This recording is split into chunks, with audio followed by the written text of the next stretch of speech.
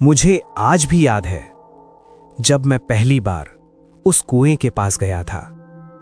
गांव का वही पुराना आंगन, मिट्टी की दीवारें और बीच में वो कुआं जिसे सब पुश्तैनी कहते थे उसका पानी मीठा है, मगर सूरज ढलने के बाद कोई उसके पास नहीं जाता। मैं हंस देता था। मुझे लगता था डर सिर्फ कहानियों में होता है, लेकिन वो दिन अलग था। उस दिन दादी की 13वीं थी। घर भरा हुआ था और पानी खत्म। नल से सिर्फ हवा आ रही थी। किसी ने कहा, कुएं से निकाल लो। मैं खुद बाल्टी उठाकर चल पड़ा। शाम का वक्त था, आसमान लाल और आंगन में अजीब सी ठंडक, जैसे जमीन ने दिन की गर्मी लौटा दी हो। कुएं के पास पहुंचते ही मुझे लगा यहां आवाजें साफ नहीं गूंजती, हवा की सरसराहट। मैंने बाल्टी नीचे डाली, रस्सी हाथ से खिंचती गई और पानी छूते ही छप। सब कुछ सामान्य था। फिर मैंने सुना, अरे धीरे खींच। मेरा दिल जम गया। ये आवाज मेरी थी, बिल्कुल मेरी। वही लहजा, वही घबराहट। मैंने पीछे देखा, कोई नहीं। मैंने खुद से कहा, भ्रम है। मैंने बाल्टी खींची, तभी गिरा मत देना। इस बार आवाज और पास थी, जैसे कुएं के अंदर से नहीं, मेरे ठीक पीछे से। धीरे कदमों की आहट। मैं पलटा, कोई नहीं। उस रात मैं सो नहीं पाया। कानों में मेरी अपनी आवाज गूंजती रही। अगले दिन मैंने दादी की पुरानी पेटी खोली। क्यों खोली मुझे नहीं पता। उसमें एक फटी हुई डायरी थी, दादाजी की। आखिरी पन्ने पर लिखा था, अगर कोई बच्चा कुएं से आवाज सुने तो उसे पानी मत निकलने देना। मेरे हाथ ठंडे पड़ गए। तारीख देखी, ये पन्ना मेरे जन्म से ठीक 1 हफ्ते पहले लिखा गया था। मैंने मां से पूछा। पहले उन्होंने टाल दिया, फिर बोली, तेरे पैदा होने से पहले एक हादसा हुआ था।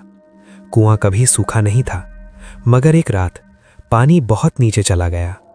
दादाजी, 2 आदमी और एक बच्चा। वो बच्चा मैं था, या मेरे जैसा। वो कुएं में झांकते वक्त फिसल गया था। अगले दिन वो घर के बाहर बैठा मिला, चुप, बिल्कुल वैसा ही। बस एक फर्क था, वो बार बार कुएं के पास जाता था। उस रात मैं फिर गया। मुझे नहीं जाना चाहिए था, लेकिन कोई मुझे बुला रहा था।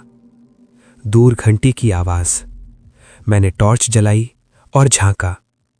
अंधेरा, गहरा, ठंडा। फिर पानी में हलचल हुई। अब पहचान में आ गया। मेरी सांस अटक गई। कौन है? मैं वही हूं जो नीचे रह गया था। जमीन जैसे हिलने लगी। पानी की सतह पर एक चेहरा उभरा, मेरा चेहरा। तू ऊपर जी रहा है और मैं यादें संभाल रहा हूं। बचपन की हंसी, रोना, मेरा नाम, सब कुछ जैसे कुएं ने जमा कर रखा हो। हवा तेज हुई, मैं पीछे हटा, पैर फिसला, पत्थर सरका, और तभी कुएं से एक हाथ बाहर आया, मेरा हाथ। मैं चीख भी नहीं पाया, बस इतना सुना, पानी निकाल लिया। अब बारी यादों की है। आंगन की बत्ती बुझ गई और अंधेरे में मैं अकेला नहीं था। जब मुझे होश आया तो मैं जमीन पर पड़ा था। आंगन में हल्की रोशनी थी, जैसे भोर होने वाली हो। कुआं मेरे सामने था, बिल्कुल शांत। ऐसा लग रहा था जैसे कल रात कुछ हुआ ही ना हो। मैंने खुद को टटोला, सब ठीक था, लेकिन सीने के अंदर कुछ भारी था। मैं उठकर घर के अंदर गया। मां जाग रही थी। मुझे देखते ही बोली, तू कुएं के पास गया था ना? मैं चुप रहा। मां ने कहा, उसने तुझसे बात कर ली। मैंने पहली बार उनसे साफ पूछा, वो कौन है? मां की आंखें भर आईं। वो तेरा भाई था। मेरे पैरों तले जमीन खिसक गई। माँ ने बताया, जुड़वां बच्चे पैदा हुए थे, गांव में इसे अशुभ माना गया। दादाजी ने पूजा करवाई, लेकिन पूजा अधूरी रह गई। उसी रात एक बच्चा कुएं में गिरा या गिराया गया। गांव ने तय किया, जो ऊपर बचा है वही जिएगा। नीचे वाला कुएं को सौंप दिया गया, पर वो मरा नहीं। माँ ने फुसफुसा कर कहा, कुआं उसे ले गया। तभी मुझे समझ आया, आवाजें, मेरा चेहरा, बचपन की यादें, वो सब उसी की थीं जो नीचे रह गया था। मैंने कहा, वो बाहर आना चाहता है। माँ ने सिर हिला दिया, वो बराबरी चाहता है। उस रात मैं फिर कुएं के पास गया, इस बार डर से नहीं, सच जानने। दूर से मेंढकों की आवाज। मैंने कहा, मैं आ गया हूं। पानी हिला। अब याद आया? आवाज आई। तुझे धूप मिली, वो बोला, मुझे ठंड। तुझे नाम मिला, मुझे गहराई। मैंने पूछा, तू क्या चाहता है? कुछ देर चुप्पी रही, फिर थोड़ा सा समय ऊपर। मेरे दिमाग में एक पल के लिए अजीब ख्याल आया, अगर वो बाहर आ गया तो? आवाज बोली, डर मत, बस कुछ रातें, जैसे तू जीता रहा वैसे मैं। हवा सरसराती है। मैंने गांव के बुजुर्गों से बात की, सब चुप हो गए। किसी ने कहा, यह कुआं समझौते पर चलता है। समझौता हर पीढ़ी में। दादी की डायरी में आखिरी पन्ना मिला, लिखा था, कुआं किसी को नहीं मारता, वो सिर्फ बराबरी करता है। अगली अमावस की रात कुएं के पास दीपक जलाया गया, पूजा पूरी की गई। पहली बार मैं खड़ा था, पानी उबलने लगा, पानी में हलचल। धीरे धीरे वो ऊपर आया, मेरे जैसा, पर आंखों में गहराई। वो बाहर आया और जमीन को छुआ, सांस ली, मुस्कुराया, और फिर उसने मेरी तरफ देखा। अब तू नीचे, उसने कहा, बहुत शांति से।